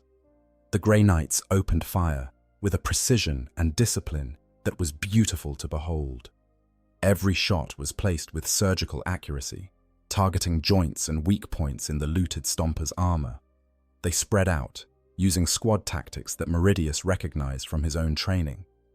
This wasn't a mob charging headlong into battle. This was coordinated warfare at its finest, and for the first time since his capture, Meridius felt something like hope. They were going to kill him. These warriors of the Emperor would destroy the looted Stomper and free him from his prison. Even if that freedom came in the form of death, it would be an ending, a release. He wouldn't have to fight anymore, wouldn't have to kill anymore, wouldn't have to feel the crushing weight of what he had become. But the WH field had other plans. As the battle intensified, as more Orks piled into the fight to support their champion, the psychic energy grew to a fever pitch. The field pressed down on Meridius with greater force than ever before, drowning out his hope, smothering his desire for destruction, and for the first time, he felt the field doing something more than just making his machine run better. It was actively protecting him. Shots that should have penetrated bounced off at impossible angles. A melter charge that landed squarely on the looted Stomper's torso somehow failed to detonate properly, its thermal reaction fizzling out when it should have burned through meters of armor. A psychically charged force weapon that struck his power claw simply glanced off, as if the very laws of physics refused to allow it to land solidly. The Grey Knights noticed. Arvan's voice carried across the vox, filled with a mixture of anger and horror. It's protected. The Xenos' psychic field is shielding it. Focus fire. All squads. Target the abomination. We must destroy it before it can do more harm. They tried. Emperor knows they tried. But the WH wanted its champion to survive. And the collective will of millions of Orks, focused through their Gestalt field, was enough to warp reality itself. The Grey Knights fell back, regrouping and preparing for another assault. But before they could launch it, Ork reinforcements arrived in overwhelming numbers. Grimtooth had called every warband within 100 kilometers. The Grey Knights, for all their skill and power, could not stand against such a tide forever. Arvan made the tactical decision to withdraw. Better to retreat and plan another assault than to throw away the lives of his brothers in a futile last stand. The Grey Knights broke contact with a precision that matched their assault, their storm ravens extracting them under covering fire from their devastators. Within minutes they were gone, leaving behind hundreds of dead Orks but achieving none of their objectives. Meridius wanted to weep. They had been so close to ending this nightmare. But the WH field had protected him, preserved him, kept him functioning for its own purposes. He was too valuable as a weapon to be allowed the mercy of destruction. That encounter marked a turning point. Word spread through the Imperium about the looted Stomper, the corrupted Dreadnought that could not be killed. Inquisitors marked the WH as a priority threat. Space Marine chapters that had never heard of the Astral Guard prepared strike forces to hunt down this abomination. But the WH kept moving, kept fighting, kept winning, and the looted Stomper remained at its heart, a festering wound in the Imperium's consciousness. More years passed. Scarfang eventually died, not in glorious combat, but in a stupid accident involving a faulty jetpack and a cliff. His replacement was a knob called Crushface, who proved even more skilled at piloting the looted Stomper. Under Crushface's control, the machine achieved victories that seemed impossible even for such a powerful weapon. It single-handedly held a bridge against an entire armored company of Leman Russ tanks, destroying 27 of them before the survivors retreated. It fought a Wraith Knight of the Elder to a standstill. both massive war machines hammering at each other for hours until the Eldar were forced to withdraw. It even survived a duel with a Chaos Dreadnought, a hellbrute that had been even more heavily modified than the looted Stomper itself. Each battle added to the legend. Each victory made the machine more valuable to the Orks and more hated by the Imperium. And each engagement drove Meridius deeper into despair. And when the war boss finally fell, as all war bosses eventually did, killed by a rival who wanted to take his place, the new leader kept the looted Stomper. Grimtooth Ironjaw died in his sleep, poisoned by a rival who was too cowardly to face him in open combat. The treachery sparked a brief civil war within the WH40, but it was resolved when the strongest contender, a massive war boss named Skullcrusher, simply killed everyone who disagreed with his claim to leadership. Skullcrusher took one look at the looted Stomper and declared it the best thing the previous war boss had owned. The machine had proven its worth too many times to discard. It became a legacy, passed from warboss to warboss, accumulating more modifications with each new owner, more weapons, more armor, more Orky, improvements that should have made it less functional, but somehow only made it more deadly. Under Skullcrusher's rule, the looted Stomper saw another 3 decades of combat. The WH40 evolved, became more organized in the Orky way, began targeting more strategic objectives rather than just hitting whatever looked like a good fight. Meridius witnessed the sacking of hive cities, the destruction of forge worlds, the overrunning of agri-worlds that fed billions. Each conquest added to his burden of guilt, but that burden was growing lighter. Not because the guilt was fading, but because his capacity to feel it was diminishing. The WH40 field had been working on him for so long now that his consciousness was beginning to fragment. He would have periods of clarity where he remembered who he was, what he had been, and the horror of what he had become. These periods were agonizing beyond description, but they were growing shorter and less frequent. Between them were stretches of something that couldn't quite be called sleep or unconsciousness, a state where he simply existed, where thoughts flowed through him without sticking, where actions happened without conscious decision, where time passed without meaning. The other war bosses came and went. Skullcrusher was eventually killed by his own Nob, who was then killed by another challenger, who was then killed by yet another. Each new leader inherited the looted Stomper and used it to cement their power. The pilots changed too. Crushface was crushed when a building collapsed on him during a particularly vigorous looting session. His successor, a Nob called Deathgit, proved less skilled and died in his second major battle. After that, Skullcrusher decreed that only the best pilots would be allowed to control his prized weapon, and the position became a mark of honor among the WH40's warriors. In time, the last traces of the original Contemptor pattern Dreadnought were covered over or replaced. The blue and silver were lost beneath dozens of coats of new paint.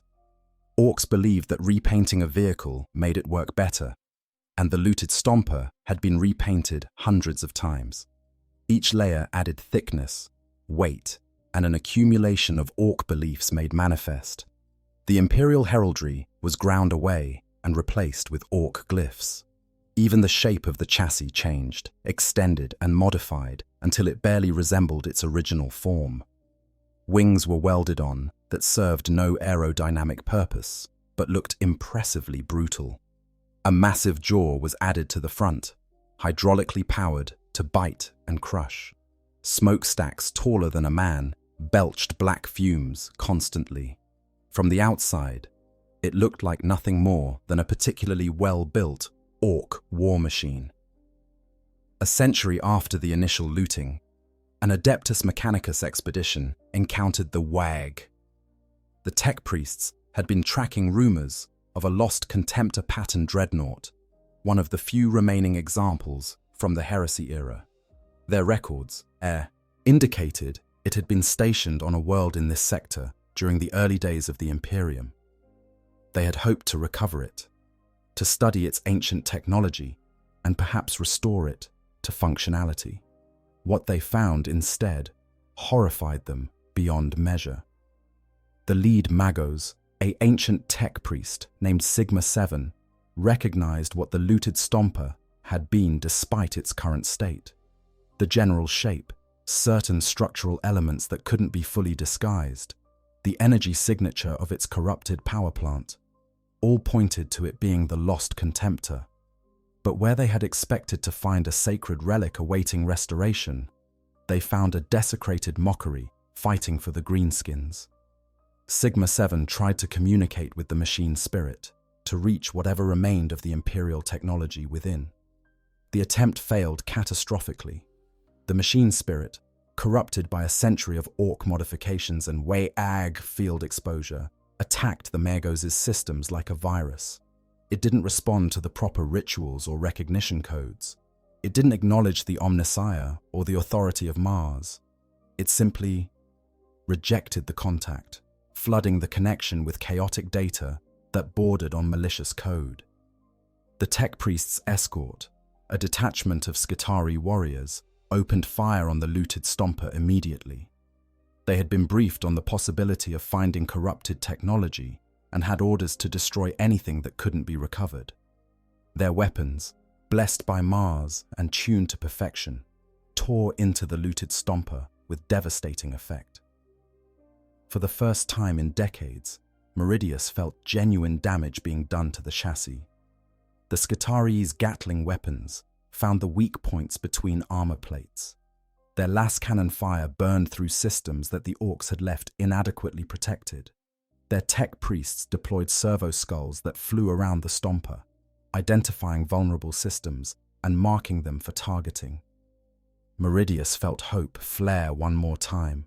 The servants of Mars, the Adeptus Mechanicus who had built him in the first place, they would understand. They would know how to free him. They would end this nightmare. But even as that hope formed, the WH40 responded. Ork reinforcements poured in from every direction. The Skitarii, for all their skill and equipment, were simply overwhelmed by sheer numbers. The tech priests were dragged from their transports and torn apart, their augmetics ripped away and claimed as loot. Sigma 7 died screaming prayers to the machine god that went unanswered. The looted Stomper survived, repaired, and modified once again. The mech boys used parts from the destroyed Mechanicus vehicles to upgrade their creation further. Imperial targeting systems, ironically enough, were welded onto the Ork chassis to improve its accuracy. Blessed armor plates from the tech priests' transports were added to the protection. The additions were done with no understanding of how they actually worked, but the WH40 field made them function anyway. Another 50 years passed, then another century. The WH40 grew to encompass entire sectors. It split and reformed, spawned smaller WHs that went off on their own campaigns, occasionally reunited when particularly strong war bosses arose. Through it all, the looted Stomper remained. It had become more than just a weapon. It had become a symbol, a legend among the Orks. Boys who distinguished themselves in battle would dream of one day piloting it. Mech boys would make pilgrimages to examine it and learn from its construction. War bosses would fight for possession of it, knowing that controlling such a weapon gave them legitimacy and power. And inside, in the sarcophagus that no mech had ever successfully opened, something remained. A fragment of consciousness, a spark that had once been a space marine named Meridius. It was buried deep now, covered over by centuries of Ork influence and machine spirit corruption. Most of the time, it barely existed at all. A ghost of a ghost. An echo of someone who had died long ago, but whose body refused to acknowledge death.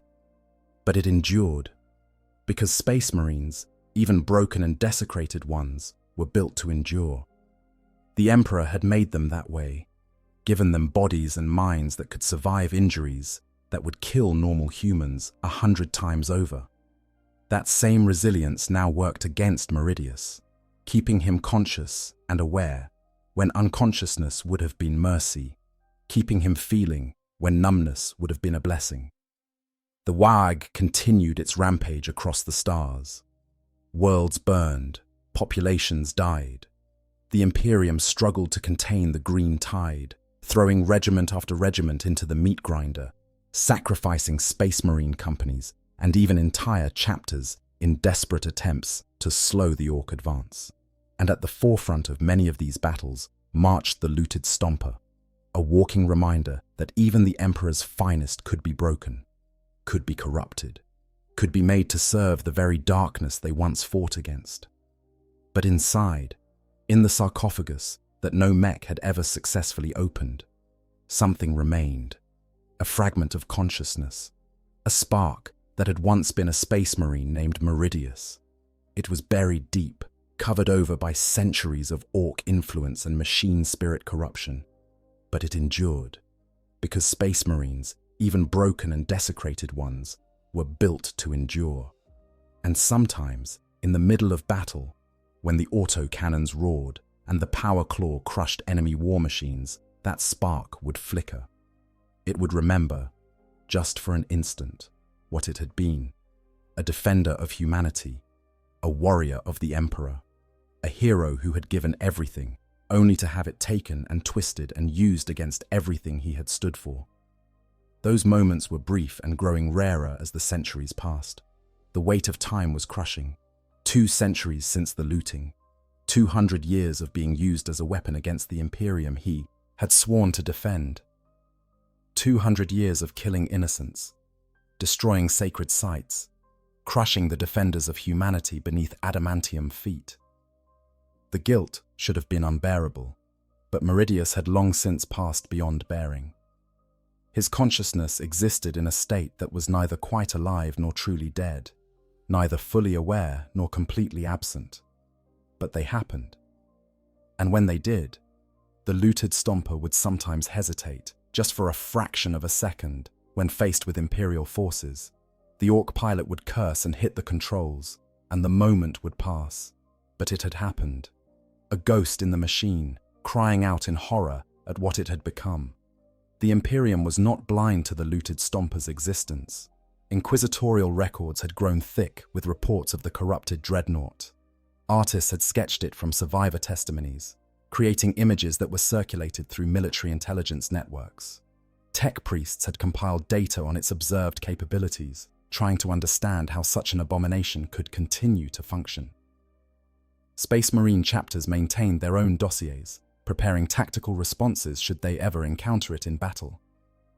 Several chapters had tried to destroy it over the centuries. The Crimson Fists, mourning their brother who fell to the looted Stomper early in its career, launched a dedicated strike force. They tracked the WH40 for 3 years, waiting for the perfect moment to strike. When that moment came, they hit with everything they had. Thunderhawk gunships strafed the Ork positions. Drop pods rained from the sky. Tactical squads established firing positions while Devastator squads unleashed their heavy weapons. The assault was textbook perfect, a masterclass in Space Marine tactics. The looted Stomper took tremendous damage in that assault. One of its autocannon arrays was blown completely off. Its armor was breached in a dozen places. The power plant was pushed to critical levels. For a brief moment, as the Crimson Fists pressed their advantage, it seemed like this would be the end. Meridius felt the damage cascading through his systems and actually felt something like joy. Finally, after 2 centuries, finally an ending. But the Orks don't give up their best toys easily. The entire war rallied to defend the Stomper. They threw themselves at the Crimson Fists with a ferocity born of genuine attachment to the machine. To the Orks, the looted Stomper was a living embodiment of their triumph over the supposedly invincible Humies. Losing it would be like losing a piece of their collective soul. They fought like they had never fought before, with a coordination and tactical awareness that shocked the Space Marines. The Crimson Fists were forced to withdraw or face annihilation. They had dealt the looted Stomper its most severe damage to date, but they hadn't destroyed it.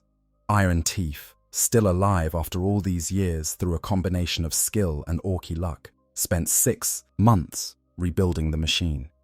The new autocannon array was even larger than the one it replaced. The breached armor was patched with salvaged ceramite from destroyed Space Marine vehicles, adding insult to injury. The power plant was upgraded to an even more unstable but more powerful version.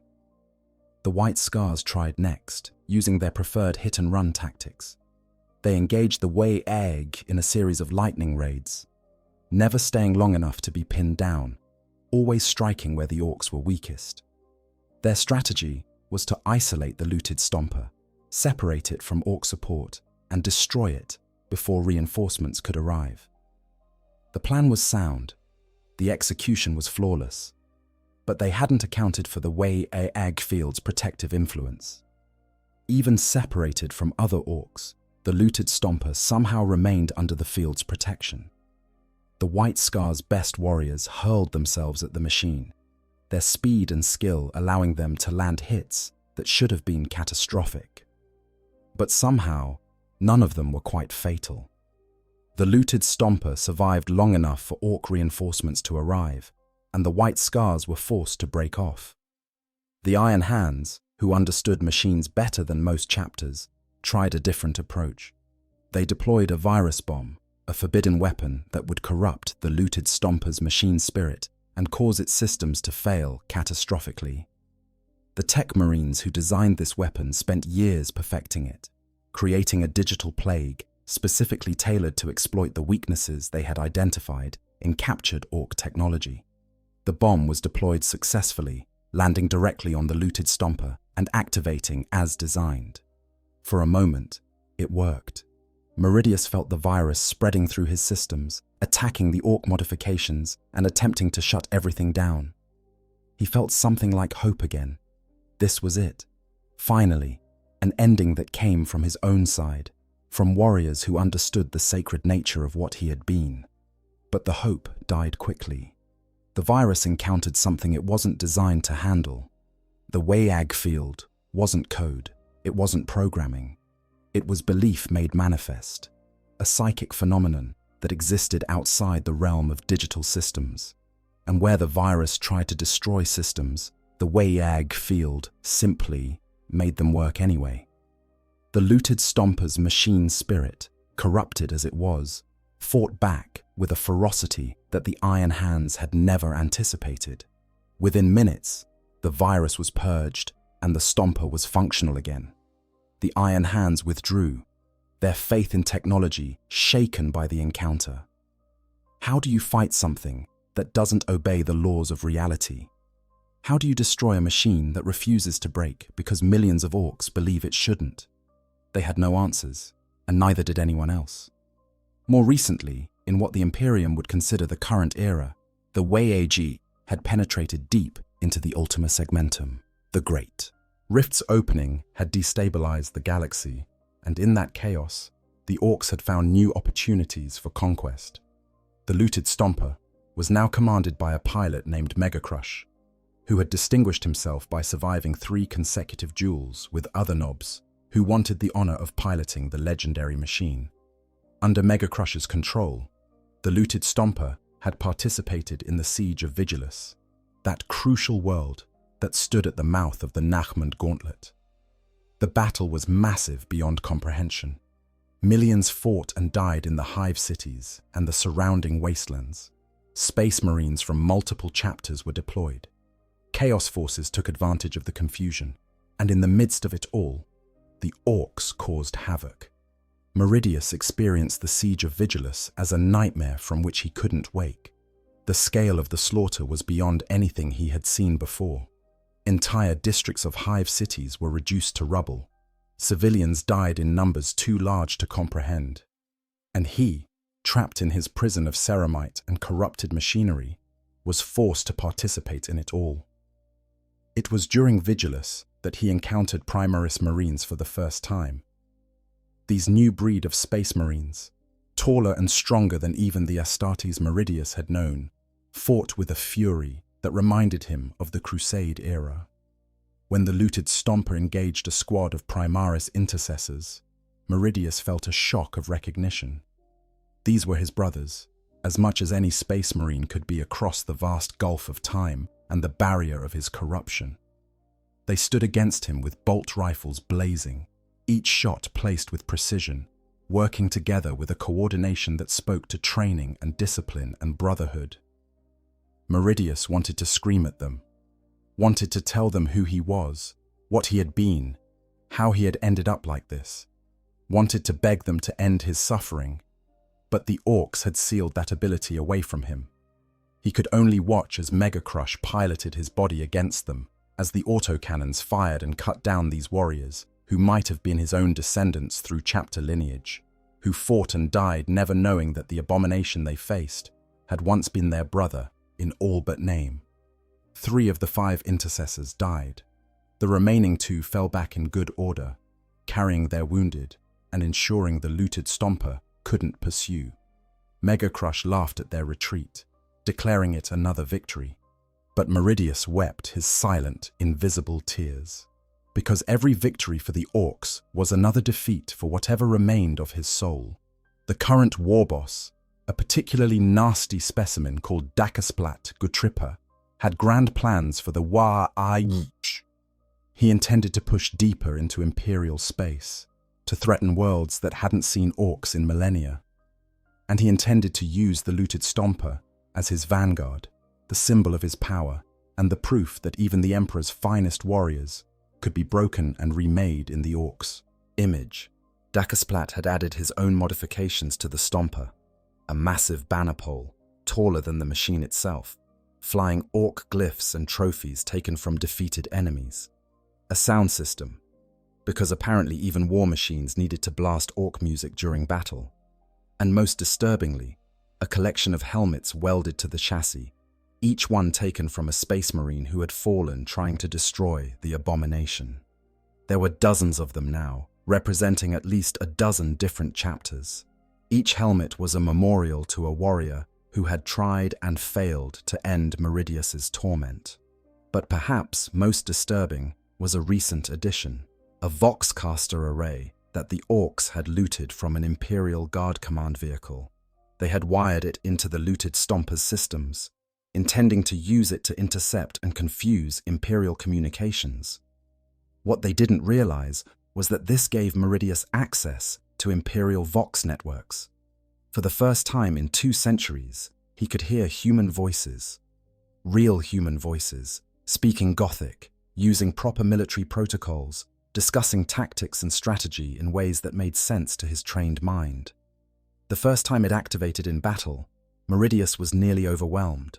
He heard a commissar rallying his troops. He heard Sisters of Battle singing hymns as they advanced. He heard a Space Marine sergeant calling for support. These were his people, the humans he was supposed to protect. And they were dying because of him, because the machine that housed his consciousness was being used to kill them. He tried to respond, tried to force his voice through the Voxcaster, to warn them, to tell them what they were facing. The effort was enormous, like trying to scream through a paralyzed throat. The Ork modifications had severed his control, but the Voxcaster was new, not yet fully integrated. There was a gap, a tiny opening in the cage that imprisoned him. He poured everything he had into that opening, every scrap of will and consciousness and desperate need to communicate. And for just a moment, it worked. A burst of static cut across Imperial Vox channels. And in that static, for less than a second, there was a voice. Not Orkish grunting or mechanical droning, but a human voice, speaking High Gothic in an accent that was 200 years out of date. It said only 3 words before the connection failed, and the gap was sealed by Ork mechs, who noticed the malfunction and fixed it. 3 words. Emperor, forgive me. Somewhere in the Imperium's vast intelligence network, a recording of that transmission was filed away, analyzed by tech priests who couldn't explain how an Ork machine could produce such speech, studied by inquisitors who saw in it something more than a mere glitch. Added to the ever-growing file on the looted Stomper, one more piece of evidence that there was something deeply wrong with this particular war machine. But that brief moment of communication exhausted what little remained of Meridius's active consciousness. He sank back into the deeper state, the twilight existence where time flowed without meaning and battles happened without awareness. It was easier there, peaceful in its own way. And after 2 centuries of horror, perhaps peace was all he had left to hope for. This is what happens when orcs find a dreadnought that's been asleep for 5,000 years. Not a glorious death in battle, not a heroic last stand, but a slow corruption, a gradual transformation from servant of the emperor to weapon of his enemies. A fate that makes death look like mercy, a nightmare that proves, beyond any doubt, that in the grim darkness of the far future, there truly are fates worse than death. And perhaps, somewhere in the Imperium where souls go when their bodies finally fail, the other astral guard wait for their brother. Wait for the day when the looted stomper finally falls in battle and the tortured soul within can be released. They wait, as they have waited for millennia, because that is what brothers do. But that day has not yet come. And as the WAG continues its endless rampage across the stars, it seems likely that day may never come. The looted stomper fights on, and deep within its corrupted shell, what remains of Brother Captain Meridius screams into the void, unheard by anyone who might care, unsaved by anyone who might try. A living monument to the cruelty of the universe. A walking reminder that in the 41st millennium, even the Emperor's finest can be broken, can be twisted, can be made to serve the very darkness they once fought against.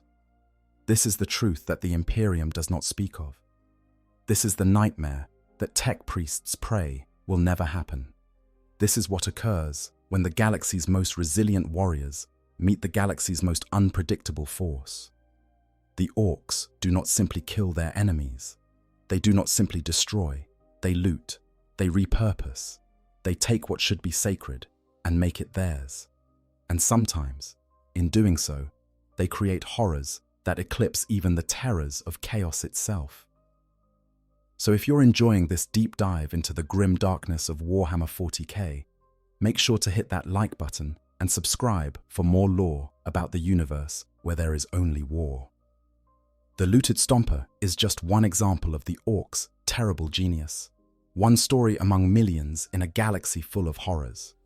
But it's a story worth telling, because it reminds us that in this universe, there is no guarantee of a good death. There is no promise of mercy.